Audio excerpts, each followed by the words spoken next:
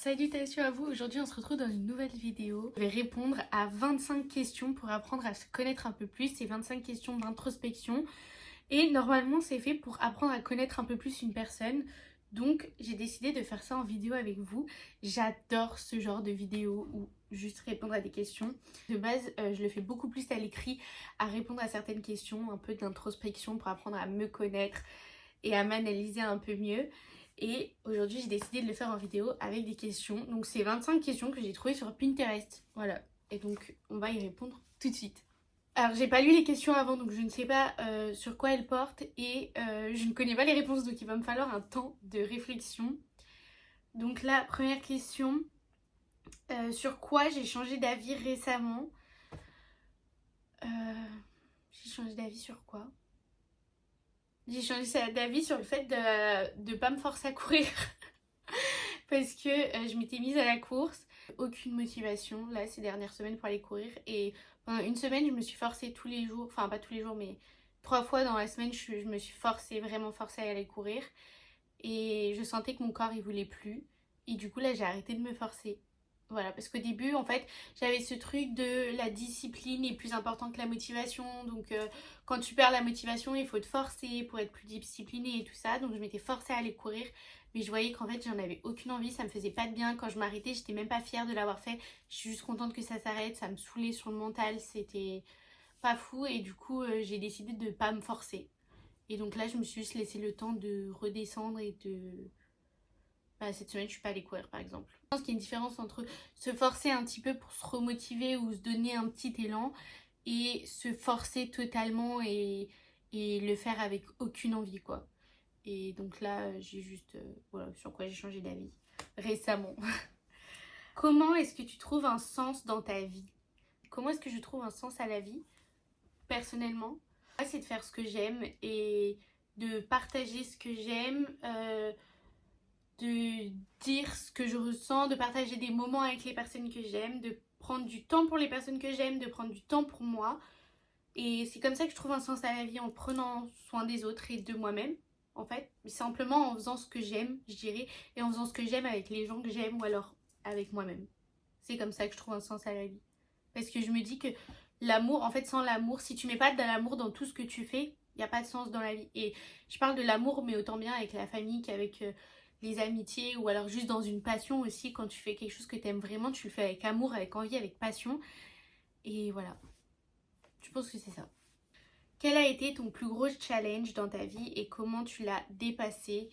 Mon plus gros challenge auquel j'ai dû faire face, je pense que c'est mon anxiété par rapport aux autres. Donc l'anxiété sociale, mais autant le regard des autres aussi énormément. Je pense que c'est quelque chose qui... C'est un gros challenge, et surtout cette dernière année où j'y ai vraiment fait face. Et ça a été très compliqué à gérer. Et comment je suis passée au-dessus de mon anxiété, c'est de fermer un peu les yeux. En mode où tout ce que j'avais peur de faire, tout ce que j'avais peur, tout ce dont j'avais peur de faire, quoi, comment on dit cette phrase? Tout ce que j'avais peur de faire, si j'avais peur de le faire seulement à cause de l'anxiété, je l'osais quand même. C'était de ne pas m'arrêter sur l'anxiété et de me forcer. Justement là, je me forçais parce que je sais que j'avais peur de le faire seulement par rapport à l'anxiété. Alors que quand par contre, je sais que j'avais peur de faire quelque chose par rapport à l'anxiété, mais aussi parce que j'en avais pas envie. Là, je le faisais pas. En fait, je me forçais à surpasser ma peur de l'anxiété quand c'était nécessaire. Et quand c'était pas nécessaire, je me laissais tranquille et je me foutais la paix. Mais je pense que c'est comme ça parce que en fait, il n'y a que en sortant de sa zone de confort qu'on avance. Et donc si tu restes dans ta bulle d'anxiété et que tu t'empêches tout le temps de tout faire, et même les choses que tu as envie de faire, et ben là tu n'avanceras pas. Alors que si tu te forces un peu à faire, je dis pas tout le temps parce que c'est dur et franchement c'est beaucoup de mental et ça demande beaucoup d'énergie de passer au-dessus de ces peurs-là. Mais de temps en temps tu en as besoin pour avancer, pour évoluer. Et aujourd'hui il y a énormément de choses que je suis capable de faire comparé à l'année dernière. Qu'est-ce qui me fait le plus sentir en vie? De penser à moi et de faire que des choses que j'aime. Ça me fait sentir envie de me dire que je ne me contrains plus par rapport aux autres et je fais seulement ce que moi j'ai envie, et si j'ai pas envie de le faire, et ben je le fais pas. Parce que je m'écoute et j'écoute mes ressentis, Je sais quand il faut que je fasse des choses, je sais quand il faut que je me mette un peu en recul, je sais quand il faut que je me force un peu ou pas. Et très souvent j'écoute mes ressentis et je fais que ce que j'ai envie. Voilà, j'avais envie de me lancer sur YouTube, je l'ai fait. J'avais envie de me lancer sur les réseaux, de me lancer dans le développement personnel, je l'ai fait. Peu importe ce qu'on a pu penser, je l'ai fait. Je suis venue vivre aux États-Unis parce que j'en avais envie. Quand je décide de passer les 3/4 de mon temps toute seule, c'est seulement parce que j'en ai envie. Et là, c'est pas par rapport à l'anxiété sociale, mais du coup, je le fais parce que j'en ai envie. Quand je décide d'aller au café 3 fois par semaine, et ben je le fais parce que j'en ai envie. Et c'est ça qui me fait du bien, d'aller au yoga toutes les semaines aussi. En fait, c'est vraiment juste d'avoir créé tout un mode de vie par rapport à mes besoins et mes envies. Et simplement ça, en fait. Et de vraiment m'écouter moi et de plus faire en fonction des autres. Voilà. Qui a été la personne qui t'a le plus influencé dans ta vie et pourquoi? En fait, je pars du principe que toi qui fais tes choix, après même si voilà, il y a des personnes des fois qui peuvent te diriger ou te dire, t'inciter à prendre d'autres chemins, en soi tous tes choix que tu fais ils sont personnels. C'est moche cette prise derrière. Peut-être au collège, mais c'était pas tant que je me laissais influencer par les gens. Je voulais tellement pas m'imposer, j'avais envie de passer un peu inaperçue que du coup je me renfermais sur moi et je suivais un peu... je m'imposais pas, on va dire. Mais après, je suis consciente que tous les choix que j'ai faits, c'était mes choix personnels. Donc, il n'y a personne, je crois, en vérité, qui ont vraiment influencé mes choix. Dans le fond, je pense que j'ai toujours fait un peu ce que je voulais. Donc, et puis après, tous tes choix sont personnels et tu peux pas reprocher à quelqu'un quelque chose que tu as fait parce que c'est toi qui l'as fait. Donc, voilà. Quel livre ou film a vraiment eu un impact sur tes pensées ou sur ta vie? Et ben en vrai, moi, c'est super simple. C'est le livre Ma vie est une pomme de Jeanne Masse. C'est ce livre-là qui m'a fait devenir végétarienne. Voilà, donc concrètement, je me souviens, j'étais au collège.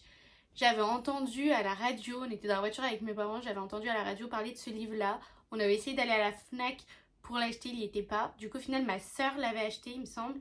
Et quand j'ai fini ce livre, je suis allée voir mes parents et je leur ai dit, écoutez, maintenant, je suis végétarienne, je ne veux plus manger d'animaux. Donc, c'est comme ça que je suis devenue végétarienne. Donc, on va dire vraiment, ce livre a changé parce que maintenant, ça fait 10 ans que je mange plus de viande et de poisson et de crustacés et de toutes les petites espèces animales. Quelle est une chose que tu aimerais changer dans le monde, à propos du monde? En vrai, ça serait...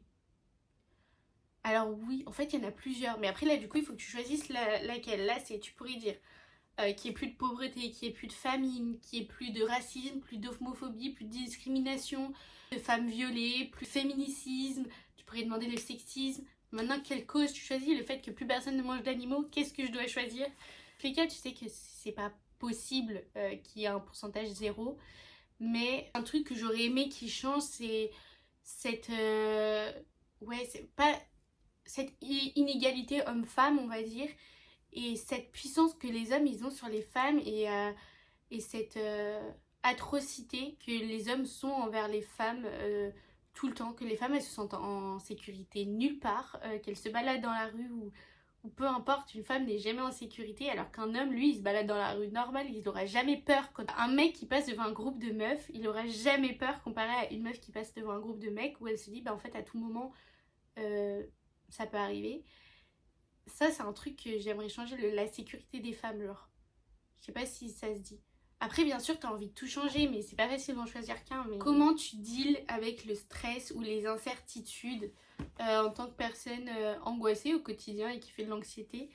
Je deal assez coup-ci, coup-ça. Non, j'ai réussi aujourd'hui à mettre en place plusieurs techniques, plusieurs activités dans ma vie qui font que j'arrive à apaiser ou à diminuer mon stress. Déjà, de prendre du temps pour moi chaque semaine à faire des choses que j'aime bien et des choses qui me font du bien. Comme par exemple le yoga, moi c'est une pratique qui m'aide énormément avec mon stress, mon anxiété. Je le fais une fois par semaine. Si je pouvais le faire plus, je le ferais plus, mais c'est pas possible. Mais au moins ça m'aide énormément à diminuer mon stress et mon anxiété. C'est un moment rien que pour moi où justement je me libère et je me vide de toutes mes pensées parce que pendant 45 minutes je ne vais penser à rien à part à ce que je suis en train de faire là en ce moment. Donc ça, après comment je fais autrement, j'essaye de ne pas trop penser en fait, mais ça c'est trop compliqué parce que je pense trop tout le temps. Mais quand ça va pas, je vais essayer de tourner mes pensées de façon positive et pas m'enfoncer dans ce cercle vicieux de pensées négatives en fait. Et c'est un cercle et un processus qu'on a tous l'habitude de faire quand on commence à aller pas bien, on commence à être un peu stressé. on va faire que de penser aux choses négatives qui peuvent arriver, ou on va voir la vie en négatif, et je vais essayer de pas tomber dans ça, mais malheureusement ça c'est pas facile. En ce moment même je suis en train de me documenter sur comment apaiser son mental, apaiser son stress et tout ça, donc c'est en cours de processus on va dire. Prochaine question. Alors cette question je sais pas du tout comment y répondre. Quel est le souvenir qui a façonné la personne que tu es aujourd'hui? Comment un seul souvenir peut façonner la personne que tu es aujourd'hui? La personne que je suis, qu'est-ce qui a façonné qui je suis aujourd'hui? Qui suis-je déjà aujourd'hui? Le fait de m'être enfermée sur une personne que je n'étais pas quand j'étais au collège et au lycée fait qu'aujourd'hui je veux m'ouvrir et je veux devenir vraiment qui je suis, et que je m'intéresse encore plus au développement personnel, et que c'est pour ça que j'ai envie de partager ce que je sais. Je dirais que c'est peut-être cet événement-là qui fait qu'aujourd'hui j'ai encore plus envie de le faire. Après, pourquoi j'étais enfermée au collège, c'est pour plein de raisons différentes, mais je pense que c'est le fait de m'être renfermée sur moi-même au collège que aujourd'hui, des années après, j'ai envie de m'ouvrir et d'être vraiment moi. On va dire ça. Qu'est-ce que le succès signifie pour toi? C'est d'avoir beaucoup d'argent. C'est pas que ça. Mais non. Après déjà, il y a un succès professionnel et un succès personnel, je trouve, qui est différent. Après, les deux peuvent se rejoindre. Je pense que mon succès personnel, c'est de devenir vraiment la personne que je veux être. Et professionnel, après, c'est de transmettre et d'aider des personnes à aller mieux, à réaliser leurs rêves, à avoir confiance en eux. C'est tout ça, et en fait tout ça, ça fait un mélange ensemble. Et après, si à partir de ça j'arrive à générer beaucoup d'argent, je ne dis pas non bien sûr. Mais c'est pas, le succès, en vrai le succès peut se trouver de plein de choses. Le succès, je pense que le succès même il peut être minime. Le succès c'est un peu une fierté. En fait je pense que quand t'es fier de quelque chose, c'est que ça a marché, donc c'est que ça a eu du succès, tu vois.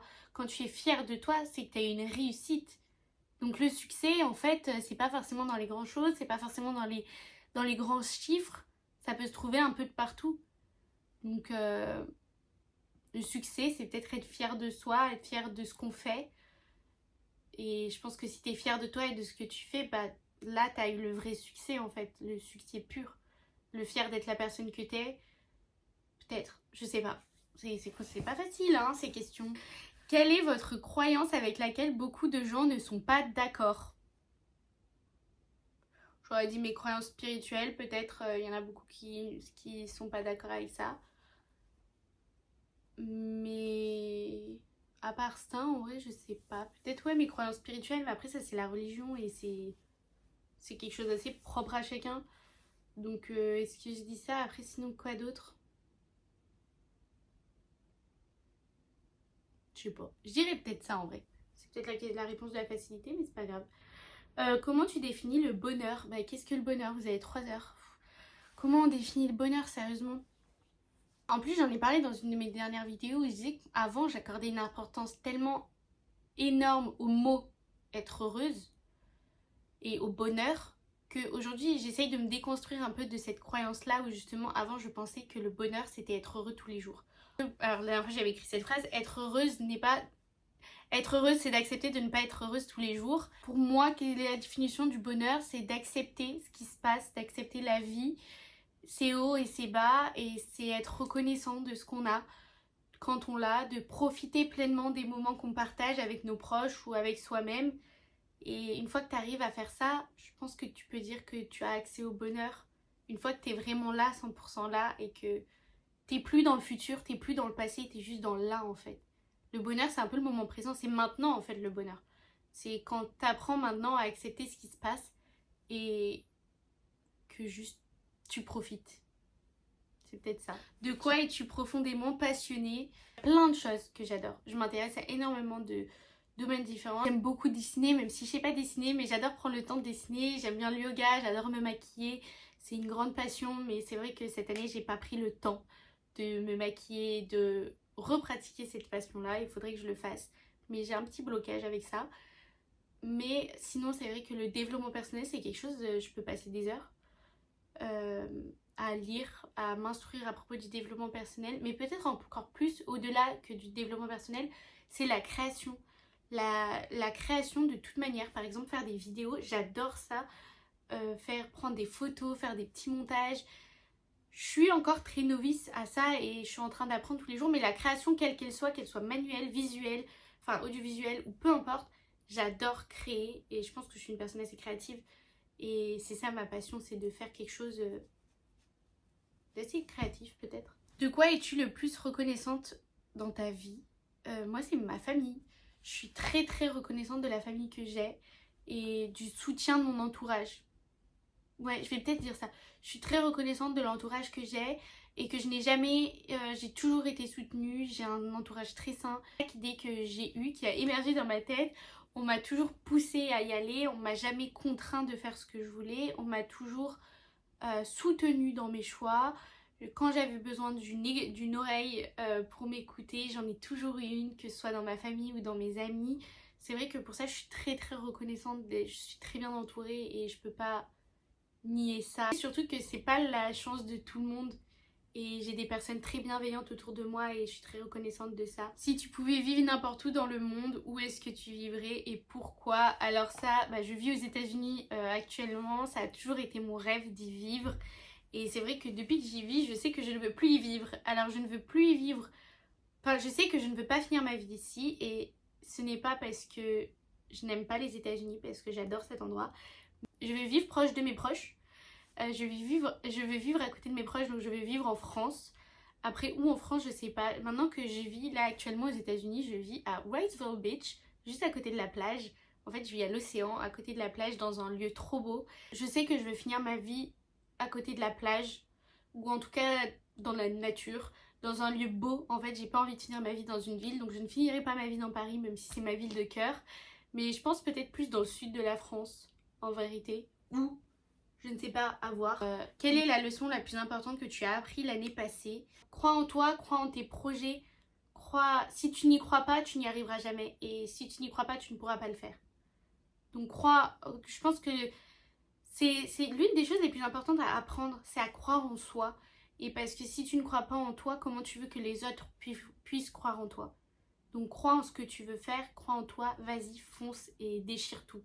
Même si les autres croient en vous, ça n'aura jamais la même importance que si vous croyez en vous. Ça n'aura jamais la même puissance que si vous croyez en vous.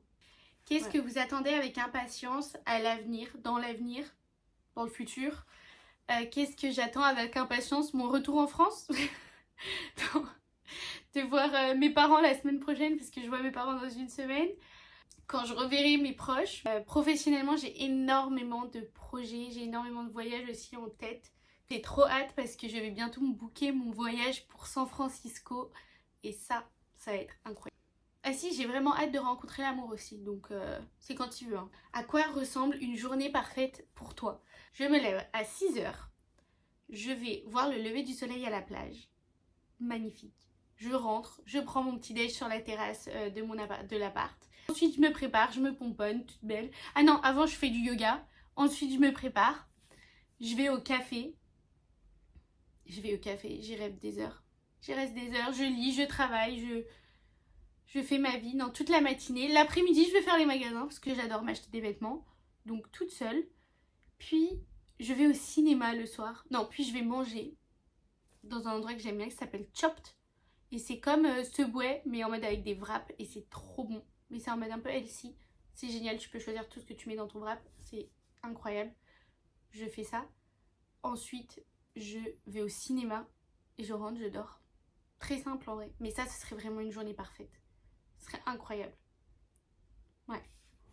Et je suis pas très compliquée en vrai. Quelles sont tes plus grandes peurs par rapport au futur? Alors, c'est marrant parce que j'en parlais tout à l'heure. J'étais au téléphone avec ma meilleure amie. Et on parlait du futur et qu'en ce moment je suis en train de beaucoup angoisser par rapport au futur. En fait, je suis en train de penser et de réaliser le fait qu'on va vieillir. Voilà, tout simplement. Parce que je me suis rendu compte qu'un jour ma grand-mère elle allait plus être là et après je me suis rendu compte encore plus qu'un jour moi aussi j'allais être la grand-mère de quelqu'un. Enfin, j'espère.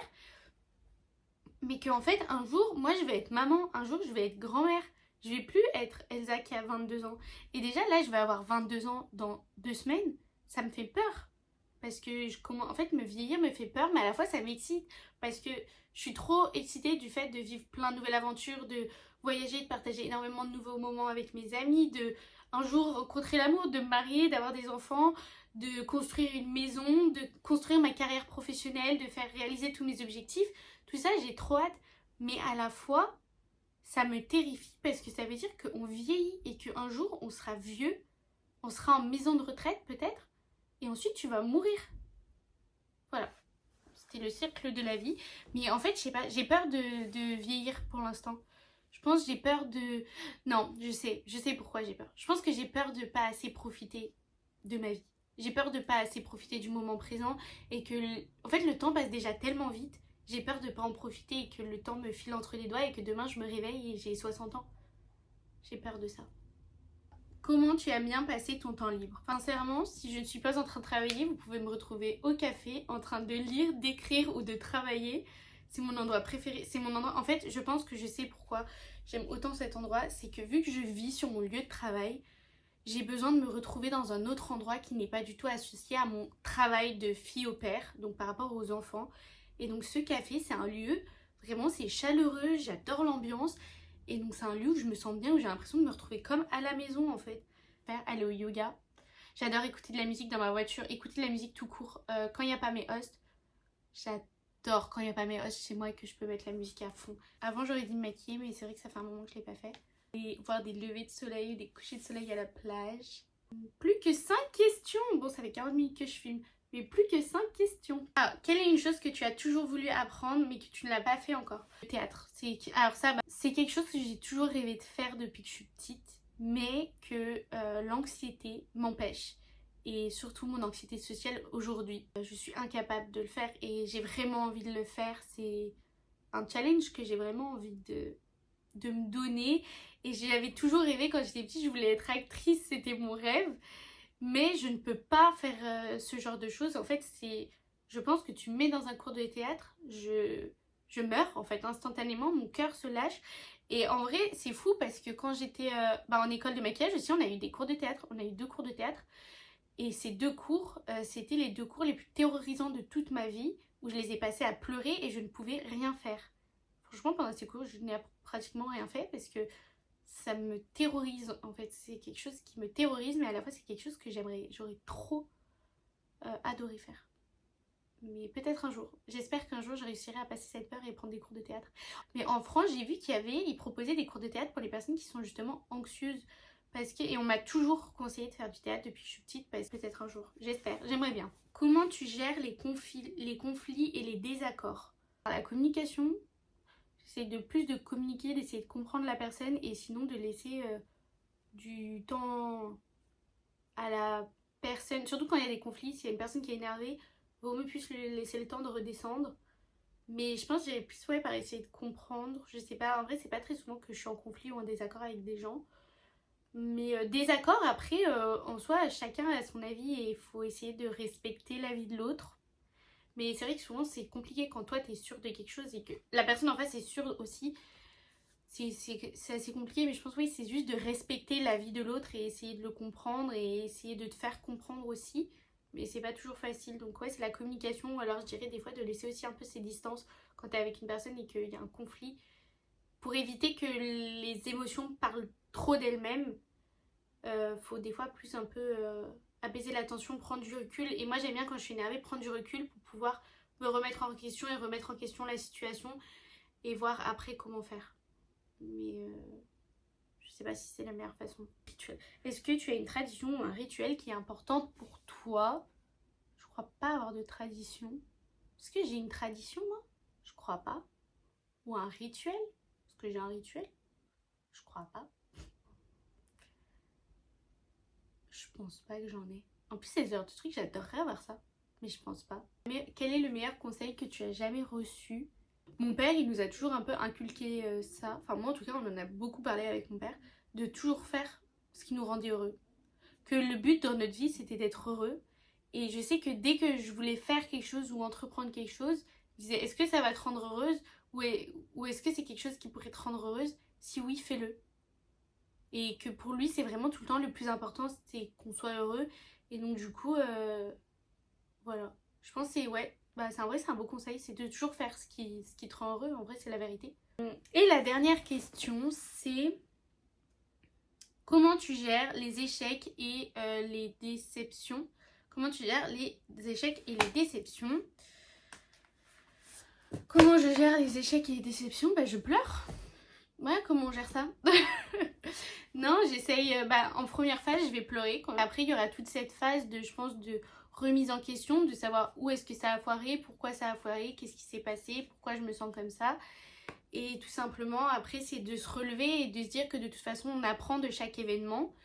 Et on ne peut pas tout réussir dans la vie et qu'un échec n'est pas... En vrai, on voit souvent l'échec d'une façon hyper négative, mais un échec, c'est pas négatif, c'est pas grave d'échouer. C'est parce qu'un échec, ça veut dire que tu as essayé et que si tu n'avais jamais essayé, tu n'aurais jamais échoué. Donc si tu n'échoues jamais, c'est que tu n'essayes pas. Et donc, j'essaye de voir ça comme ça. Et j'essaye surtout, je pense, comment je dis avec ça, j'essaye de ne pas me juger. Parce que je pense que quand on gère mal les déceptions et les échecs, c'est aussi qu'après on se juge beaucoup et on se culpabilise énormément de se dire oui mais si j'avais fait les choses autrement ou alors si j'avais dit ça ou bref, peu importe. Tu rentres après dans cette culpabilité de toi-même et après t'as l'impression que c'était toi le problème et que t'aurais pu faire mieux, t'aurais pu faire ci. Oui, on peut toujours faire mieux, mais c'est pas grave, tu pourras dans ce cas faire mieux la prochaine fois. Et c'est d'essayer de pas me juger. Je pense que c'est comme ça. Essayer d'être objectif aussi. C'était tout, en vrai c'était super, c'était beaucoup de questions. C'était assez compliqué à répondre à ces questions, mais j'ai adoré. Je referai peut-être ce genre de vidéo de réponse à des questions un peu d'introspection. Je trouve ça trop intéressant de se poser ce genre de questions à soi-même. C'est typiquement le genre de questions auxquelles je réponds d'habitude à l'écrit. Mais j'espère que vous poserez aussi ces questions et que vous y réfléchirez pour vous-même. Et c'est trop intéressant de savoir ça. Et ça fait réfléchir, ça fait du bien de réfléchir aussi, un peu parfois à ce qu'on veut, à nos envies, nos peurs et tout ça. Et puis voilà, et puis on se retrouvera dans une prochaine vidéo.